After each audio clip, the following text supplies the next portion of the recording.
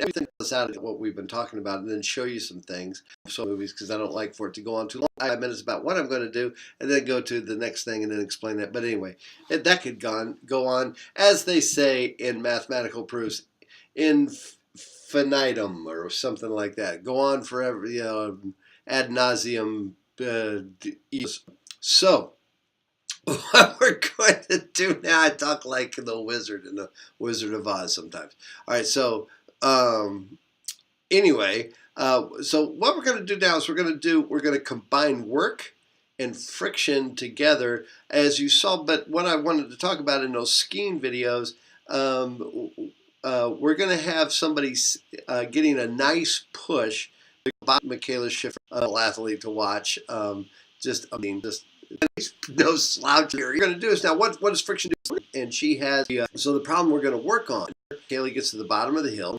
I'd say she's probably weighs about half of what I do. So she's got a mass of 65 kilograms. I'm going to show you how to compute the normal force first. Frictional force 5 of fiberglass ski, those type thing. That's the second use. We'll make it 0.04 as our coefficient of kinetic come slide. I'm just going to show it to you here on the thing here. Parameters. Here's our parameters. We've got Michaela here skiing along with a rather long. She gets to the bottom of the hill, because when you have, the problem is if I showed it to you coming downhill, dang it, I thought I turned off my messages. But anyway, so you're going to get some of my students. It's for those of you that might be watching this at a future date, we're on the Friday before finals week starts on Monday. To do so, I'm stressed. All right. Anyway, you be tripping, dog. But all right, so here we go. So here she comes. She's skiing along and gets down to the bottom of the hill. Let's say it's pretty quick. Let's say she's going about 18 meters per second.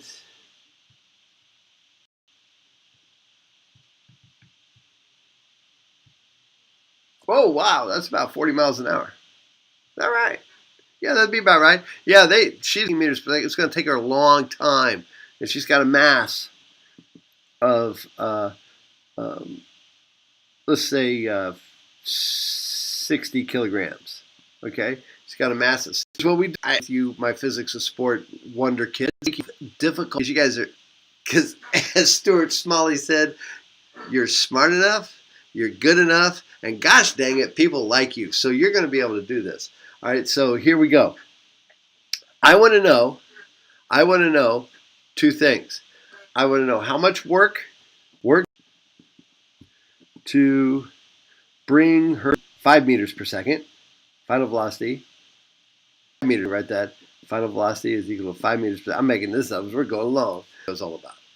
Okay? All right. And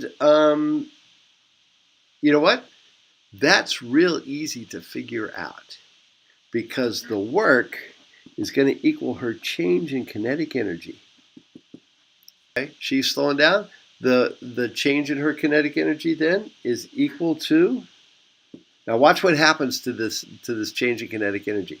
It's going to be 1/2 mv final squared minus 1/2 mv naught squared.